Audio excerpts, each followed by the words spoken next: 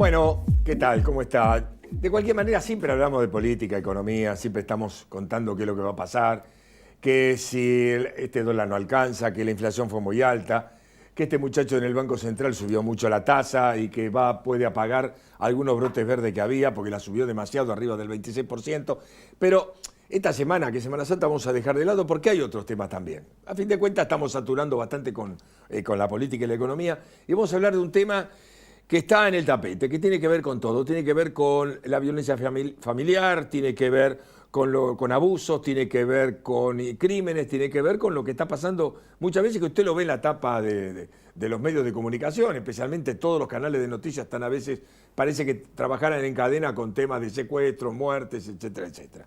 Pero además hay otro tipo de abusos y por eso estamos con Patricia Anzoátegui, que es abogada y es especialista justamente en temas de abusos y el peritaje de cámara Gesell. ¿Sabe qué es la cámara Gesell, no? Que es una cámara que no la ve un menor, pero evidentemente le hace las preguntas muy sutiles para saber si verdaderamente fue abusado o no. Porque a veces alguien acusa a la pareja que sí abusó de mi hija y todo lo demás, y nada más que para complicarle la vida al marido del cual se está separando. Ha pasado un montón de veces, pero usted esto, ¿cómo puede saber si es cierto o no? Con la cámara Gesell. Pero vamos a ver si sirve o no sirve, si esto es así, y por eso está Patricia Anzoátegui con nosotros. Patricia, gracias. ¿Qué tal? Muchas gracias. Más o menos la presentación es esa. Es esa. ¿El abuso es común? No digo si es común. Las acusaciones de abuso son comunes. Sí, yo quiero distinguir algo que es importante en este tema. Cuando nosotros hablamos de abuso y está en el Código Penal, el abuso deshonesto y bueno, todo lo que es la conflictiva del abuso, hay que distinguir cuando son abusos de personas entre desconocidos, porque la investigación es otra.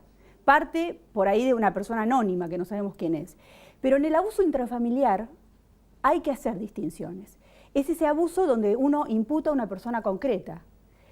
Ahora, en las relaciones de familia es importante, fundamentalmente, analizar no solamente a quien a quien es imputado por un abuso, sino también a quien hace la denuncia. Claro. Nosotros estamos trabajando somos un grupo de profesionales que estamos trabajando en el análisis de las consecuencias de un abuso mentido.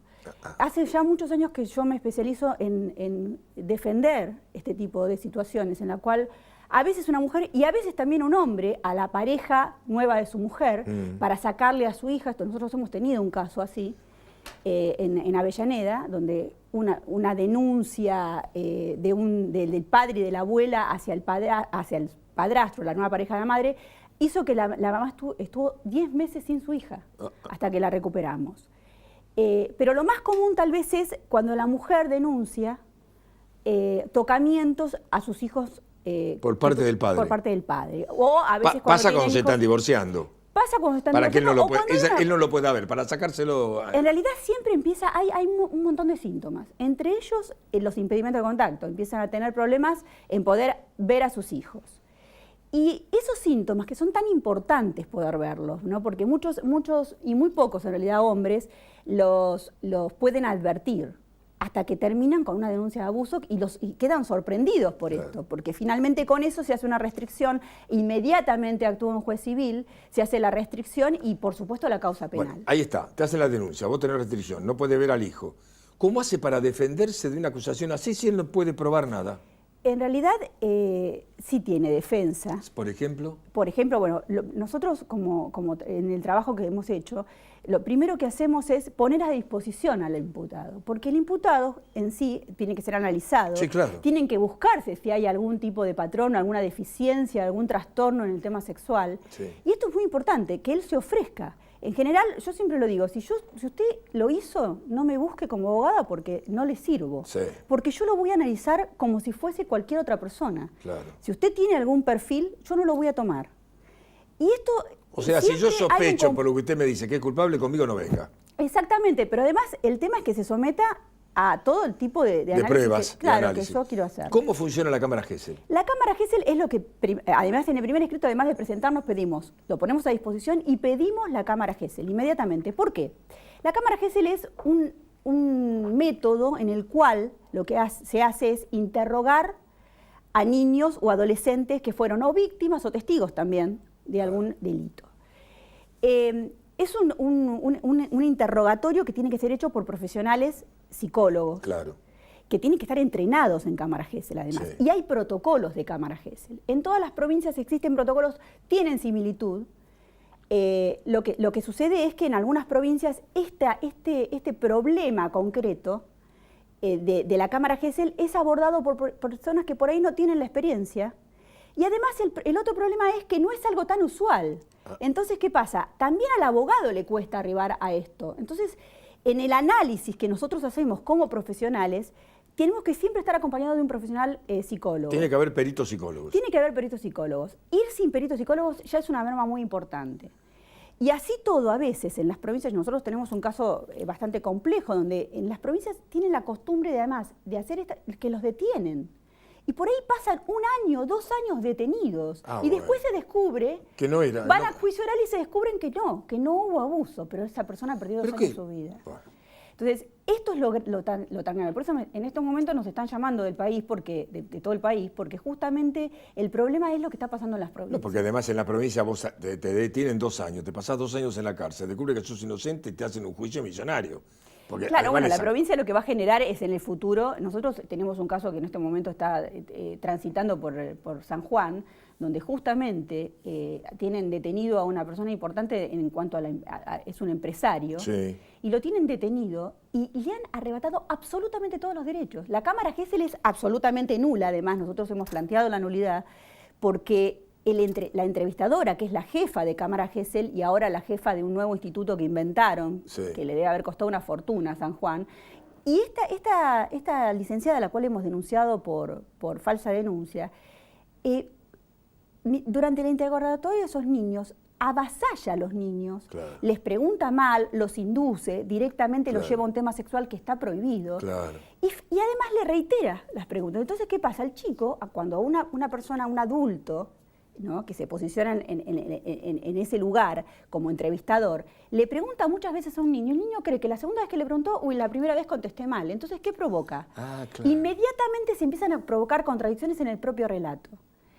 Pero esta estructura tan terrible, ¿no?, que nosotros le hemos denunciado, hemos hecho una denuncia penal, que por supuesto inmediatamente la rechazaron in limine, porque San Juan es una provincia que está comprometida desde el punto de vista de todo lo que es el Poder Judicial. Sí.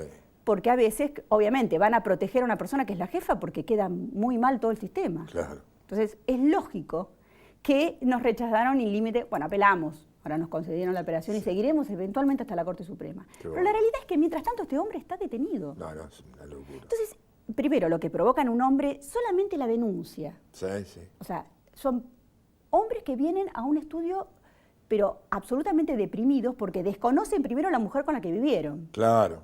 O sea, no pueden entenderlo. Mirá de qué me está acusando. Claro, pero además de todo eso, de no poder creerlo, hubo anteriormente un montón de síntomas, pero no los vieron, porque claro, si a un hombre lo golpean, el hombre se calla, porque es un tema, está educado para no llorar, está educado para no quejarse. Entonces, es lógico que no le guste en su hombría decir que una mujer le pega. Entonces, en este caso de San Juan, 5 denuncias penales tenía esta mujer. Ah, bueno. 5 denuncias. Pero denuncias graves, donde, por ejemplo, había denuncias de los niños, o sea, golpes a los niños. Y sin embargo, ahora, con esta denuncia penal, está a cargo de los niños. Claro. Si le pasa algo a esos niños, ¿quién va a ser responsable? Sí. ¿Por qué? Porque, bueno, ahí hubo un vicio en la cámara Gesell. Por eso la cámara Gesell es muy importante. Es muy importante que el juez, cuando vea una irregularidad, la pare. Desde la Nación, la cámara Gesell, ustedes no pueden supervisar al resto del país. ¿No hay una posición de que ustedes supervisen al resto de todas las provincias con respecto a cómo funciona la cámara Gesell? ¿No hay una supervisión por encima de eso? Mire, su pregunta es absolutamente interesante. Nosotros intentamos eso, porque hicimos la denuncia en el Ministerio de Justicia de la Nación respecto de esta situación de cámara Gesell, porque uno de los informes nosotros hacemos analizar la cámara Gesell de San Juan porque es un muestrario de irregularidades, ¿no? Sí. Es un muestrario, realmente lo es. Entonces la hacemos analizar por un perito que la analizó o sea, de una manera realmente imparcial totalmente, porque la idea era tener una evaluación de esa cámara Gesell. Y después, como si eso fuese poco, dijimos, bueno, también que la analice una fundación. Claro. Así es como la Fundación Paramey elabora un informe. Y en ese último informe que se elabora, dice, esta cámara Gesell daña la salud psíquica de los niños. toda cámara Gesell es un trastorno para el niño, o sea que Sí. tiene un efecto Claro, iatrogénico, claro, por obviamente. supuesto. Porque Lo estás interrogando que algo que le provocó un shock, o es no, un trauma. Aunque no, y si no le provocó, hubo una inducción para llegar ahí, o sea que quien hace una denuncia falsa de abuso comete a su vez un abuso indirecto, porque le tiene que instruir al niño en temas sexuales. Y fíjese la paradoja. El chico no fue abusado, pero a través de la inducción tiene un abuso emocional. Claro. Y lo introducen en un tema que no es propio para su edad. Y hay un mito que siempre dicen, y lo veo, lo escucho, lo sigo escuchando que lo repiten, es que los niños no mienten. Y la realidad es que los niños pueden mentir en cuanto sean inteligentes, pero no pueden sostener su mentira. Entonces, el buen entrevistador en cámara Gesell, lo que tiene que lograr justamente es poder arribar a la realidad. Si el niño tiene contenido de eso que le enseñaron, si es una enseñanza o es un hecho que le pasó, que transcurrió por su cuerpo. Entonces, eso... la verdad que se necesita calidad. Y usted me dijo algo, en La Nación, ¿qué pasa? En La Nación nosotros tenemos un cuerpo médico forense que es muy bueno. Sí. Esto que nosotros vimos en San Juan nunca se vio acá, en La Nación. El cuerpo médico forense nunca hizo un interrogatorio así de esa manera, nunca avasalló a los chicos, nunca permitió que uno de los niños sacaran un celular y cambiaran la declaración después y recibiera un mensaje de donde estaba en la cámara Gesell. Y esto no sucedió nunca acá. Nunca se hicieron 380 preguntas a un niño y 124 eran reiteraciones. Entonces, o sea, el abuso de lo que pasó en San Juan con la causa García Pareja, que es una causa que además es muy conocida y ha tenido trascendencia en los medios, porque justamente la denuncia a un funcionario judicial, porque la jefa de la Cámara Gesell es un funcionario judicial. Por supuesto que esto... Perdóname, y teniendo en cuenta para evitar abusos de esa naturaleza en otros lugares cuando están haciendo interrogatorios, ¿no hay un protocolo de interrogatorio? Hay uno por cada provincia prácticamente. O a veces no puede ser, tendría que haber uno nacional. Hay uno acá, por supuesto, pero bueno. se aplica para el código nuestro. Pero la realidad es que hay elementos que son básicos y son internacionales. Inclusive hasta cuando se usan anatomic doll, que son muñecos anatómicos con sexo, también hay reglas internacionales. Yo esas reglas internacionales no las cumplieron tampoco, le mostraban figuritas y los desvestían. Ella desvestía los mismos muñecos, una cosa insólita para ser una persona que dice tener mucha experiencia. Entonces, si sabía lo que tenía que hacer, ¿por qué no lo hizo? Ustedes ya le iniciaron juicio, me imagino. Por supuesto, hay una denuncia penal por falsa. ¿Está avanzando? El juicio lo rechazaron en límite, tuvimos que apelar, porque el fiscal decidió, así en 2 días, después de 86 páginas que nos costó escribir a nosotros los querellantes, más toda la investigación que se hizo a nivel pericial, en 2 días resolvió que tenía que resolverlo el juez de la causa, pero no es así, es un delito distinto. Y omitió en todo eso el daño psicológico a los niños. O sea, todo el mundo, ustedes lo va a escuchar, se lavan la boca con los derechos del niño. El niño es sujeto de derecho. La responsabilidad de proteger al niño como sujeto de derecho. Y resulta que en San Juan se olvidaron justamente de analizar si esa cámara Gesell había perjudicado a uno de los niños hijos de mi cliente. Está bien.